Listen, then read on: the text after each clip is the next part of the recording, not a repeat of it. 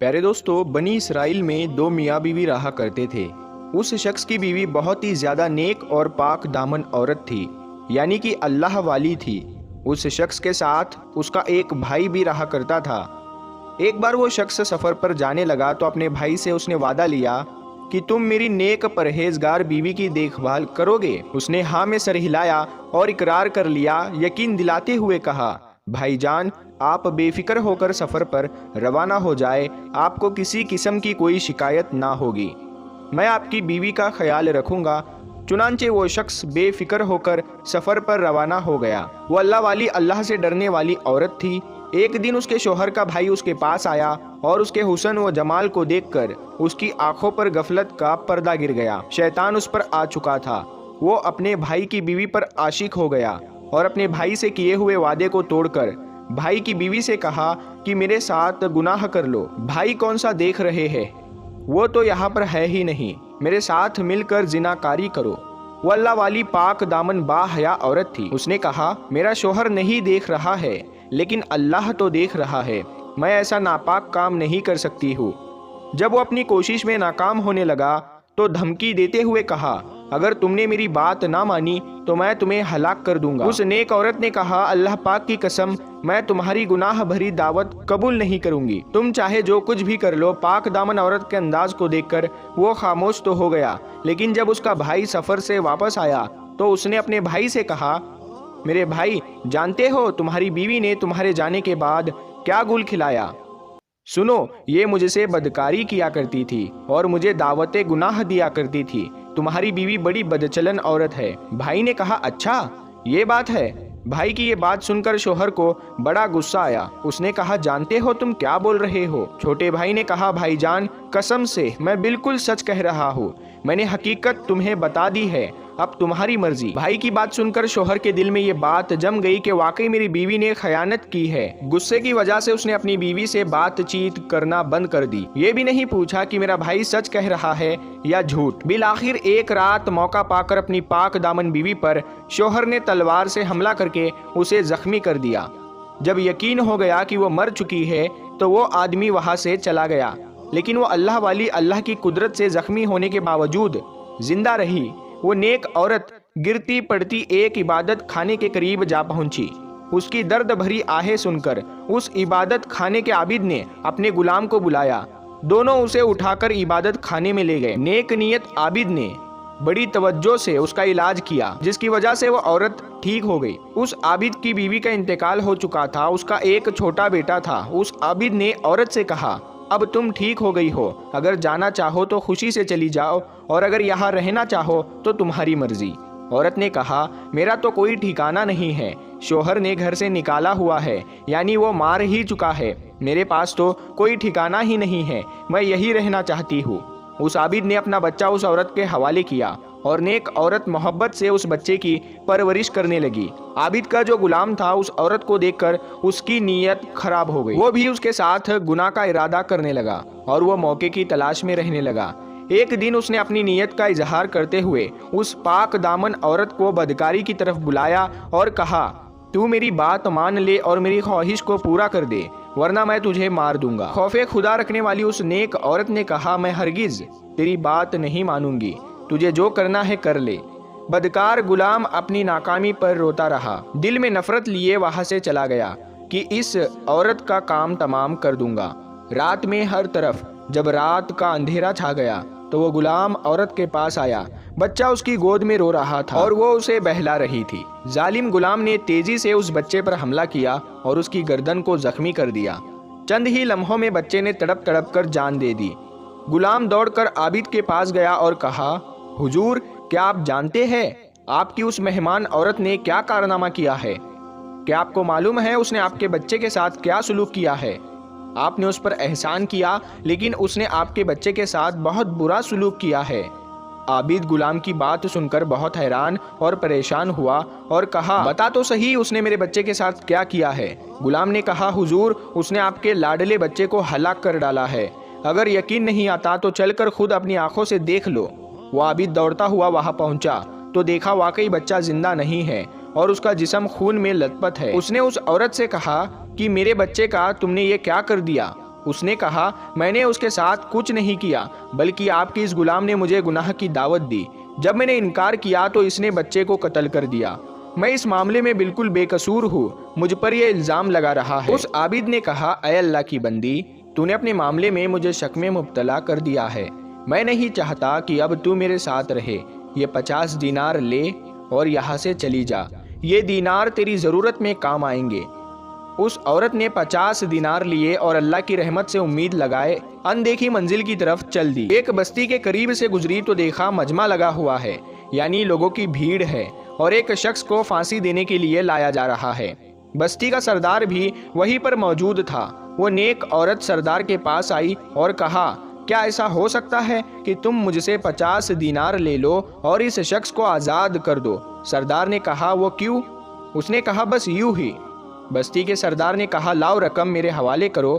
عورت نے وہ 50 دینار اس بستی کے سردار کو دے دیے۔ بستی کے سردار نے قیدی کو رہا کر دیا۔ وہ قیدی اس پاک دامن عورت کے پاس آیا اور کہا میری جان بچا کر تو نے احسان کیا ہے، آج تک کسی نے ایسا احسان نہیں کیا، اب میں تیری خدمت کروں گا یہاں تک کہ موت ہمارے درمیان جدائی کر دے۔ چنانچہ وہ شخص اس عورت کو لے کر سمندر پر پہنچا، کشتی چلنے کو تیار تھی، وہ دونوں کشتی میں سوار ہو گئے۔ عورت بے حد حسین تھی، اس کا حسن و جمال دیکھ کر سارے مسافر حیران رہ گئے۔ وہ عورتوں والے حصے میں آ کر بیٹھ گئی۔ لوگوں نے قیدی سے کہا یہ حسین و جمیل عورت کون ہے؟ اس آدمی نے، اس احسان فراموش نے یہ نہیں کہا کہ اس عورت نے میری جان بچائی ہے، بلکہ اس نے کہا یہ میری کنیز ہے، میں نے پیسے دے کر اسے خریدا ہے۔ کشتی میں موجود ایک شخص جو اس عورت کے حسن میں گرفتار ہو چکا تھا، اس نے کہا کیا تم اپنی کنیز کو فروخت کرو گے؟ اس نے کہا میں اسے بیچنا نہیں چاہتا کیونکہ یہ مجھ سے بہت زیادہ محبت کرتی ہے، جب اسے معلوم ہوگا کہ میں نے اسے بیچ دیا ہے تو اسے میری طرف سے بہت تکلیف پہنچے گی، اس نے مجھ سے وعدہ لیا ہے کہ میں اسے نہیں بیچوں گا۔ مسافر نے کہا تو مجھ سے منہ مانگی رقم لے لے اور خاموشی سے چلا جا، تجھے کیا ضرورت ہے کہ تو اسے بچائے؟ لالچی اور احسان فراموش دھوکے باز قیدی نے مال کے بوال میں پھنس کر مسافر سے بہت سارا مال لے لیا اور کشتی سے خاموشی سے اتر گیا۔ اس مسافر نے اس کشتی میں موجود تمام مسافروں سے کہہ دیا کہ میں نے اس عورت کو خریدا ہے، اب کوئی بھی مجھ پر بلا وجہ الزام نہیں لگائے گا۔ جب مسافر کو یقین ہو گیا کہ اس کا مالک جا چکا ہے، اب واپس نہیں آ سکتا، تو وہ عورت کے پاس گیا اور کہا آج سے تم میری ملکیت میں ہو، میں نے تمہیں خرید لیا ہے۔ عورت نے کہا اللہ کا خوف کر، تو نے مجھے کیسے خرید لیا جبکہ میں آزاد ہوں اور کسی کی ملکیت میں نہیں؟ مسافر نے کہا کہ ان باتوں کو چھوڑ، تیرا مالک تجھے بیچ کر یہاں سے جا چکا ہے، اب نہ تو اپنے مالک کے پاس جا سکتی ہے اور نہ ہی وہ رقم واپس کر سکتی ہے جو تیرے مالک نے مجھ سے لی ہے، میں نے بہت سارا مال دے کر تجھے خریدا ہے اور تمام مسافر اس پر گواہ ہے، اگر یقین نہیں آتا تو ان سے پوچھ لے۔ تمام مسافروں نے کہا اس نے واقعی تجھے خریدا ہے، ہم سب اس بات پر گواہ ہے۔ پاک دامن عورت نے کہا تمہارا بیڑا غرق ہو، اللہ پاک سے ڈرو، اللہ کی قسم میں آزاد ہوں، آج تک کبھی کوئی میرا مالک نہیں بنا، میں کسی کی کنیز نہیں جو کوئی مجھے بیچے گا، اس معاملے میں اللہ سے ڈرو۔ لوگوں نے اس مسافر سے کہا یہ اس طرح باز نہیں آئے گی، اس کے ساتھ جو سلوک کرنا ہے کر ڈال، خود ہی مان جائے گی۔ یہ سن کر مسافر اس کی طرف بڑھا۔ جب اس عورت کو اپنی عزت کا خطرہ محسوس ہوا تو اس نے کشتی والوں کے لیے بد دعا کی۔ اچانک کشتی ان سب کو لے کر ڈوب گئی، سب کے سب غرق ہو گئے اور کشتی کے تختے پر عورت کے علاوہ کوئی بھی نہ بچ سکا۔ اس ملک کا بادشاہ اپنے لوگوں کے ساتھ ساحل سمندر پر آیا ہوا تھا، تمام لوگ خوشیاں منا رہے تھے۔ جب بادشاہ نے کشتی کو ڈوبتے ہوئے دیکھا تو فوراً تعینات سپاہیوں کو حکم دیا کہ جلدی سے کشتی والوں کی مدد کو پہنچو۔ سپاہی گئے تو انہیں اس نیک عورت کے علاوہ کوئی اور زندہ نہ ملا، وہ اسے لے کر بادشاہ کے پاس آئے۔ بادشاہ نے ساری بات سن کر اسے نکاح کا پیغام دیا، لیکن اس نے یہ کہہ کر انکار کر دیا کہ بادشاہ حضور، میرا قصہ بڑا ہی عجیب و غریب ہے، میرے لیے نکاح کرنا جائز نہیں کیونکہ میرے شوہر نے مجھے طلاق نہیں دی ہے۔ بادشاہ نے جب یہ سنا تو اس کے لیے الگ مکان بنوا دیا اور وہ اس میں رہنے لگی۔ دن گزرتے گئے، وقت کی گاڑی تیزی سے چلتی رہی۔ بادشاہ کو جب بھی کوئی اہم معاملہ پیش آتا تو وہ اس اللہ والی عورت کے مشورے سے کام کرتا۔ اللہ پاک نے اس کے مشوروں میں ایسی برکت دی کہ ان پر عمل کر کے بادشاہ کو ہمیشہ کامیابی ہوتی۔ اب بادشاہ کے نزدیک وہ پاک دامن عورت بہت ہی زیادہ عظیم ہو چکی تھی۔ جب بادشاہ کی موت کا وقت قریب آیا تو اس نے اپنے وزیروں درباریوں کو جمع کر کے کہا، اے لوگو، تم نے مجھے کیسا پایا؟ میں چاہتا ہوں اپنے بعد اس نیک عورت کو تم پر ملکہ مقرر کر دوں۔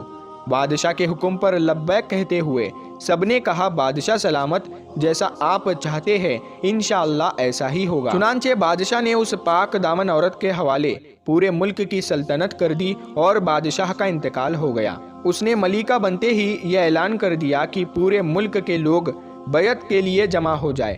حکم ملتے ہی ملک کے گوشے گوشے سے لوگ نئے بادشاہ یعنی نئی ملکہ کی بیعت کے لیے جمع ہو گئے۔ بیعت کا سلسلہ شروع ہوا۔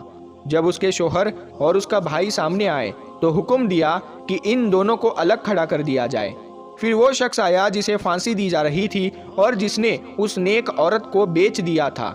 ملکہ نے حکم دیا کہ اسے بھی ان دونوں سے الگ کھڑا کر دو۔ پھر نیک سیرت عابد اور اس کا بد کردار غلام آئے تو انہیں بھی لوگوں سے الگ کر دیا گیا۔ جب تمام لوگ اس کے بیعت لے چکے تو ملکہ نے ان پانچوں کو اپنے پاس بلایا اور اپنے شوہر سے کہا، کیا تم مجھے پہچانتے ہو؟ اس کے شوہر نے کہا، آپ ہماری ملکہ ہو۔ پاک دامن عورت نے کہا، میں تمہاری بیوی ہوں۔ سنو، تمہارے بد کردار بھائی نے میرے ساتھ کیسا برا سلوک کیا۔ یہ کہہ کر اس نے سارا واقعہ سنا دیا۔ میں آج بھی پاک دامن اور محفوظ ہوں۔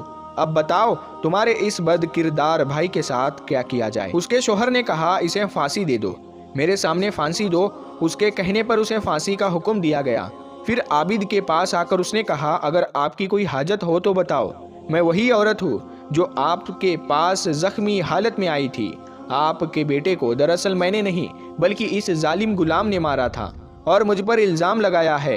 آپ کیا چاہتے ہیں؟ اس عابد نے کہا کہ اس کو بھی پھانسی دی جائے۔ اس عابد کے کہنے پر اس غلام کو قتل کروا دیا گیا۔ اب اس شخص کی باری تھی جسے پھانسی دی جا رہی تھی اور ملکہ نے اسے بچایا تھا۔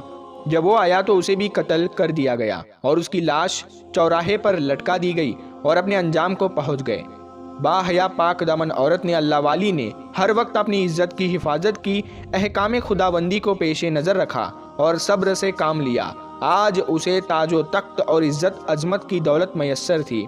اسی طرح وہ سلطنت کو چلاتی رہی اور نیک حالت میں اس دنیا سے گئی۔ پیارے دوستو، یہ ویڈیو آپ کو کیسی لگی کمنٹ باکس میں ضرور بتائیں اور اس ویڈیو کو اپنے قریبی دوستوں میں ضرور شیئر کریں۔ ہم ملتے ہیں پھر ایک نئی ویڈیو کے ساتھ، تب تک کے لیے السلام علیکم۔ اللہ